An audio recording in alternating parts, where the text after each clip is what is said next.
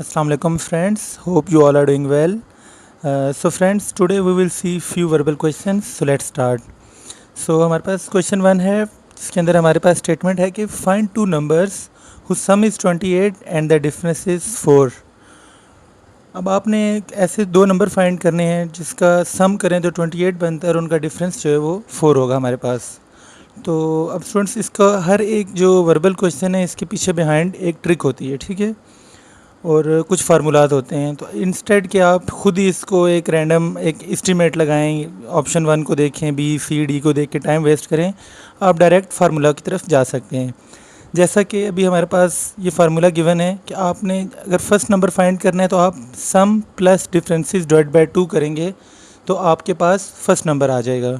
और second number जो आपने फाइंड करना है उसके लिए इसका अपोजिट हो जाएगा कि सम माइनस डिफरेंसेस डिवाइड बाय 2 करेंगे तो आपके पास इसका डिफरेंस आ जाएगा। और इसमें स्टूडेंट एक चीज़ और नोट भी कर लें कि अगर आपको सेम यही क्वेश्चन आता है और वो आपको कहते हैं कि आप ये भी बताएं कि जो दो नंबर हैं उनमें से ग्रेटर को फाइंड करें। फॉर इंस्टेंस आ जाता है कि दो नंबर हैं जिनका सम 28 है और ग्रेटर कौन सा होगा, तो जो फर्स्ट फार्मूला है जिसको हमने सम प्लस डिफरेंस डिवाइड बाय 2 किया है वही फार्मूला आपको ग्रेटर नंबर फाइंड करके देगा। और जो सेकंड वैल्यू फाइंड करने का जो फार्मूला है सम माइनस डिफरेंट डिवाइड बाय 2 वो आपको स्मॉल वैल्यू फाइंड करके देगा। तो ये भी आपने ट्रिक याद रखनी है, ठीक है।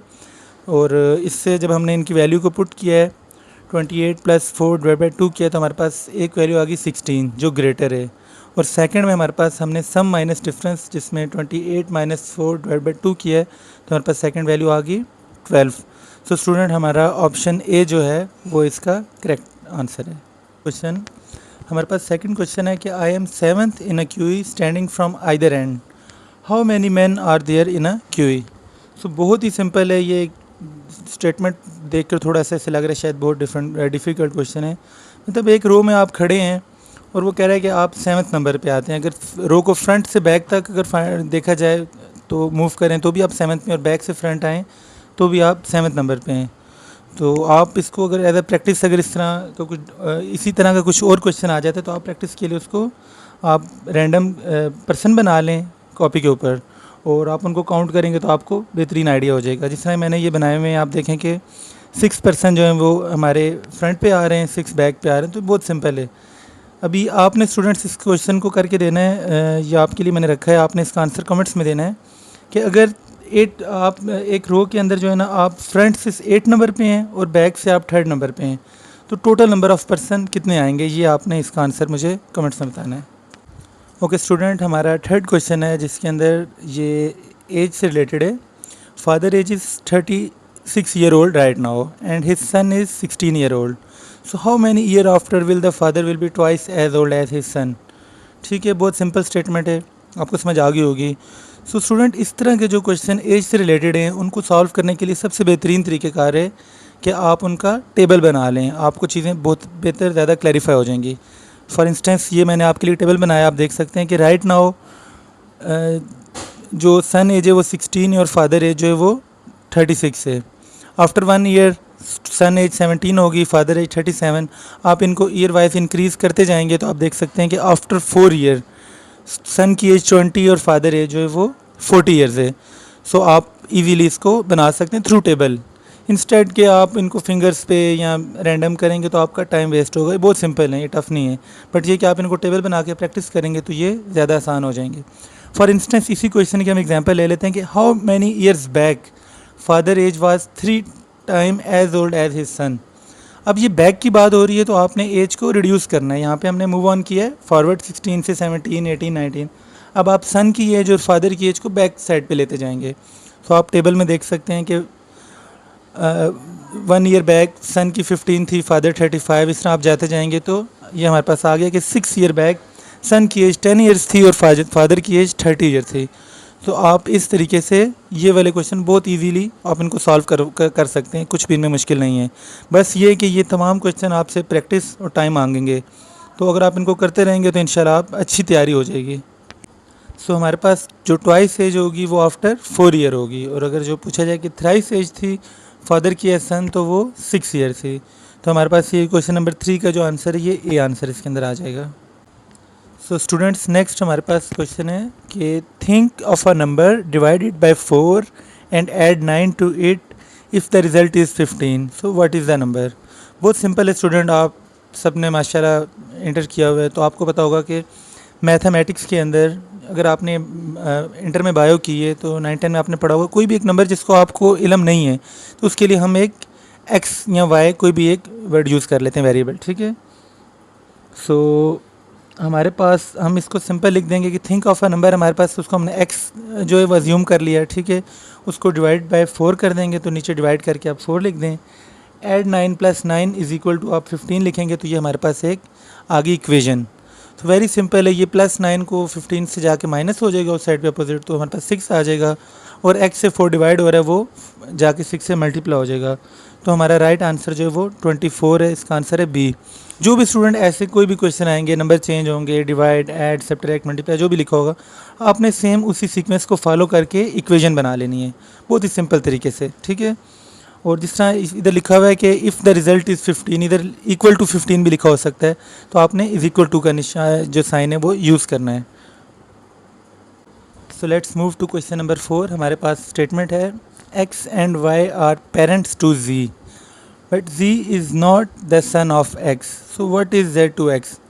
बहुत ही सिंपल है स्टूडेंट, ऐसे जितने भी क्वेश्चन आएंगे आपने उनको x एंड y और z में कंफ्यूज होने के बजाय आपने रिलेशनशिप के ऊपर फोकस करना है, शायद उसके ऊपर करेंगे तो आपको इजीली आप उसको सॉल्व कर लेंगे। बेहतर यही होगा आपके लिए कि आप एक फैमिली ट्री बना लें, वो एक शॉर्टकट ट्रिक है, आप उसके थ्रू भी ज़्यादा इजीली इसको कर सकते हैं। So x and y are parents to z, z जो है वो चिल्ड्रन है एंड x एंड y जो उनके पेरेंट्स हैं, मदर एंड फादर हैं। But z is not the son of x, अगर वो उनका बेटा नहीं है तो हमारे पास क्या ऑप्शन होगा, what is z to x। अगर वो बेटा नहीं है तो डेफिनेटली फिर वो बेटी होगी। सो हमारे पास इसका जो राइट आंसर है वो ऑप्शन ए है कि वो डॉटर होगी। हमारा अगला क्वेश्चन है कि a man starts climbing a hill every minute, he ascends 20 metre but slips down 5 metres, so how long will he take to ascend a point of 80 metres high.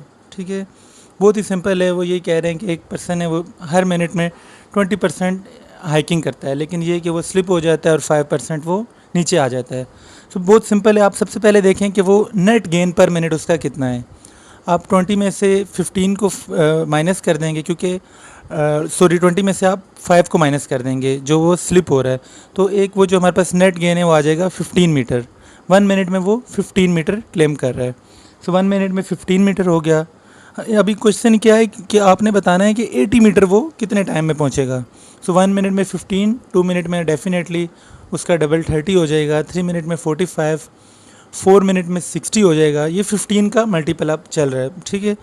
अब 5 minute में देखा जाए तो लॉजिकली 75 मीटर बनना चाहिए, ठीक है। और आपके जहन में भी यही होगा कि इसका आंसर मतलब 6 मिनट में वो 80 मिनट क्लेम करेगा, लेकिन इसके अंदर आपको थोड़ी सी लॉजिक लगानी है। अब देखें कि जब वो हाइक कर रहा है तो उसका पाँव, क्योंकि वो हाइक जो पहाड़ है वो स्लोप की तरह है, ठीक है। तो 15 जब मीटर 20 मीटर करता है तो वो स्लिप होकर 5 मीटर नीचे डाउन आ जाता है। बट जो लास्ट उसकी हाइक है ना, जब आप टॉप पे पहुंच जाते हैं हाइकिंग के, जो भी तो एक प्रॉपर ऊपर एक स्पॉट होता है, ठीक है, वहाँ पे आप मतलब ये चांस नहीं होता कि आप वहाँ से फिर स्लिप हो जाएंगे। आप टॉप पे पहुँच गए तो वहाँ से आप स्लिप नहीं होंगे। तो जो लास्ट 5 मिनट की जो उसकी हाइक होगी वो 20 मीटर होगी।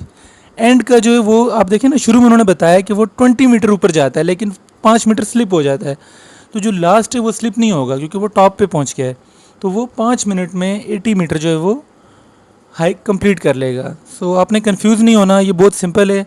आप थोड़ा सा इसको देखें, गौर करें, आपको अंडरस्टैंड हो जाएगा कि जो उसके सिंपल एक यही लॉजिक है कि जो लास्ट मिनट की उसकी हाइक है वो 20 मिनट की होगी। टॉप पे पहुंच के वो स्लिप नहीं होगा क्योंकि वो स्लोप नहीं होगी, वो एक प्लेन एरिया होगा। सो स्टूडेंट नेक्स्ट हमारे पास क्वेश्चन है कि the sum of ages of Ali and Ahmed is 34 years, the difference between their ages is 8 years, so what are their ages. ठीक है, बहुत ही सिंपल है। अभी रिसेंटली जो हमने शुरू में क्वेश्चन सॉल्व किया है बिल्कुल उसी से मैचिंग है। सो बेहतर यही है कि आप वीडियो को पॉज करें और इस क्वेश्चन को आप खुद सॉल्व करें, क्योंकि मैंने आपको इसमें ट्रिक बताई थी। एक बहुत ही बेसिक फार्मूला हमने यूज़ किया था, अगेन वही यूज़ करना है, ठीक है। सम ऑफ एजेस हमारे पास जो है वो 34 है और उनका जो डिफरेंसेस है वो 8 है। सो आपने फर्स्ट की एज फाइंड करने के लिए सम प्लस डिफरेंसेस डिवाइड बाय 2 करेंगे तो आपके पास जो वैल्यू आएगी वो फर्स्ट की एज आ जाएगी, ठीक है। या आप कह लें कि जो एल्डर है उसकी एज आपके पास आ जाएगी, और इसी तरह जो यंगर है, ठीक है, उसकी एज के लिए सम माइनस डिफरेंसेस डिवाइड बाई 2 करेंगे तो उनकी एज आ जाएगी। अब हमारे पास क्योंकि 34 + 8 है, सॉरी जो फर्स्ट की जो ओल्डर है उसकी एज फाइंड करने का formula sum plus differences divide by 2 है, तो हम करेंगे 34 + 8 डिवाइड बाई 2, तो हमारे पास आंसर आ जाएगा 21। और जो यंगर है उनकी एज में हम सम माइनस डिफरेंसेस डिवाइड बाई 2 करेंगे, सो 34 - 8 डिवाइड बाई 2 हमारे पास 13 आंसर आ जाएगा। सो हमारा जो राइट ऑप्शन है इसके अंदर वो सी है, 21 और 13 ये उनकी एजेस हैं। बहुत ही सिंपल है, जस्ट ये कि आप प्रैक्टिस करें और आपको ये आएंगे, आसान लगेंगे इंशाल्लाह। सो स्टूडेंट, नेक्स्ट हमारे पास क्वेश्चन है कि Aslam is 6 years older than his wife who is 4 times as old as her daughter. If the daughter was 5 years old 3 years back, what is the age of Aslam?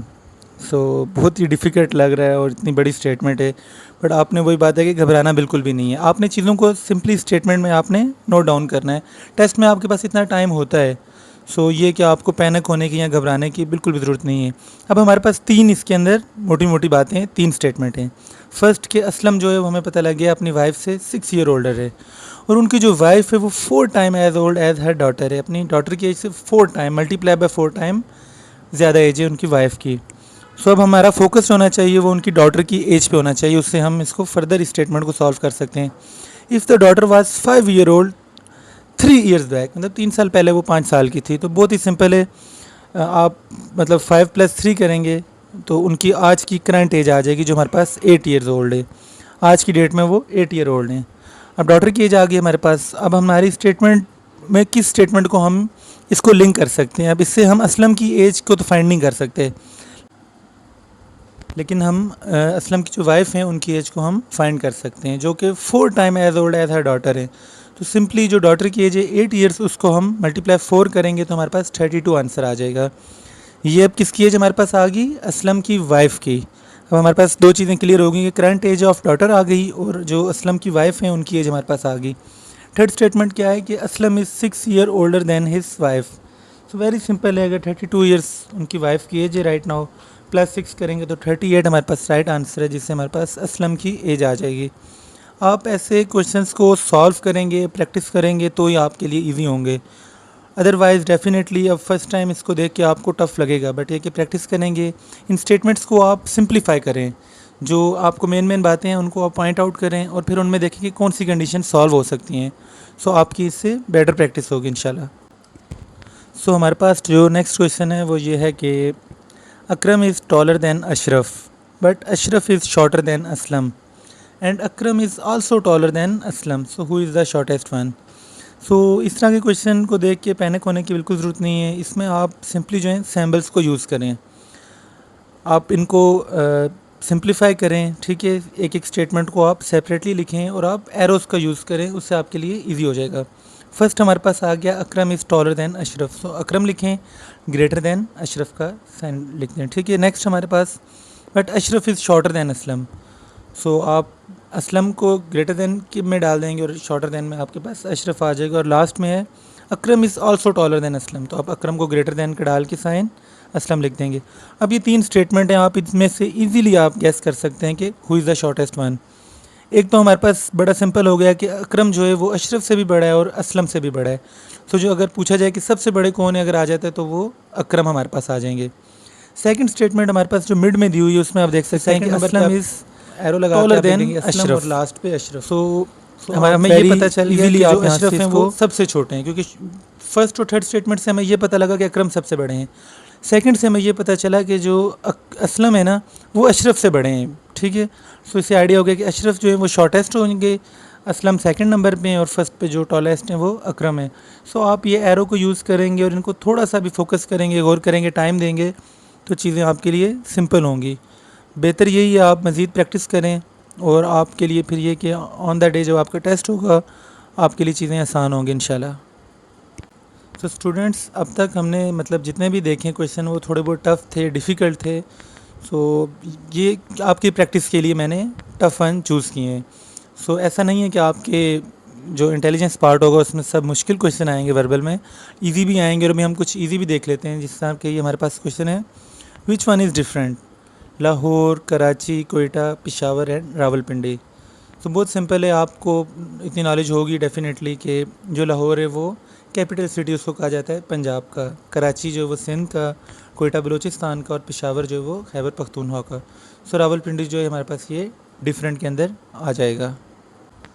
और ये next है, ये भी बहुत simple है, which is different. इसके अंदर हमारे पास 4 ऑप्शन है, कैरेट, पीस, पम्पकिन और डी में वेजिटेबल। अब देखिए जो फर्स्ट 3 ऑप्शन है ये स्पेसिफिक वेजिटेबल्स के नाम है, बट डी जस्ट वेजिटेबल, तो ये इसके अंदर आप कह देंगे डिफरेंट है। ऐसे ही आप नेक्स्ट में देखें जिस तरह के apple, banana, mango, grape and last में फ्रूट। अब बाकी 3 एक स्पेसिफिक फ्रूट का नाम है, बट ऑप्शन ई फ्रूट मतलब बिल्कुल ही डिफरेंट है, कोई लॉजिक नहीं बन रही, कोई लिंक नहीं बन रहा है इनका। सो आप इसके अंदर ये इसको डिफरेंट के अंदर काउंट कर देंगे। अभी ये क्वेश्चन है कि if January is 31 by 1 then April is 2। अब ये आपको मस्ट पता होनी चाहिए सीक्वेंस के 31 का मंथ कौन से होते हैं और 30 के कौन से होते हैं। सो ये आप एक सीक्वेंस में चलते हैं, जनवरी 31 में काउंट किया जाता है, फेब जो है वो 30 में काउंट किया जाता है, ठीक है, और मार्च फिर 31, अप्रैल फिर 30, फिर मई जो है वो 31 आ जाएगा, ठीक है, और जून फिर 30। बस इतना आपने याद रखना है कि जुलाई और अगस्त ये 2 मंथ ऐसे हैं जो सीक्वेंस के अंदर 31 इनके अंदर डेट रहती है, बाकी सब में एक 30 का मंथ है और एक 31 का है। सो आपने ये एक लाजमी याद रखना है। तो इसका आंसर वेरी सिंपल है कि ये इसका आंसर होगा हमारे पास डी 30/4 होगा। नेक्स्ट हमारे पास है कि in a class of 400 children 40% were girls, how many boys were there in the class. So student ऐसे जितने भी क्वेश्चन आएंगे आपके परसेंटेज के, उनको आपको एक ट्रिक सिखा रहा हूँ, आपने ज़हन में रखनी है, बहुत आसानी से आप हल कर लेंगे। अब देखिए आपको वो कह रहा है कि 40% जो है वो गर्ल हैं, ठीक है, 400 में से, तो आपने 40% ऑफ 400 निकालना है, ठीक है। जिधर भी परसेंटेज का निशान होगा, जिस तरह 40 के बाद परसेंट का निशान है, तो आपने उसको डिवाइड में 100 लिख देना है, और ऑफ 400 लिख रहे हैं तो ऑफ को आपने मल्टीप्लाई लगा देना है, ठीक है, बीच में मल्टीप्लाई का निशान। सो मैंने यहाँ पे सिंप्लीफाई किया है, 40 डिवाइड बाई 100 मल्टीप्लाई बाई 400, तो नीचे वाले दोनों जीरो से ऊपर जीरो कट गए हमारे पास, तो हमारे पास आ गया 160 आंसर। ये हमारे पास किसकी फिगर है, गर्ल्स की, ठीक है। इसने कहा है कि 40% गर्ल्स हैं। और फाइंड हमने क्या करना है, how many boys were in the class. बहुत ईजी है, टोटल में से आप गर्ल्स को माइनस कर दें, 400 में से 160, तो जो हमारे पास बच जाएंगे वो बॉयज़ होंगे, और ये हमारे पास आंसर में आ जाएगा 240। ये ऑप्शन हमारे पास राइट है।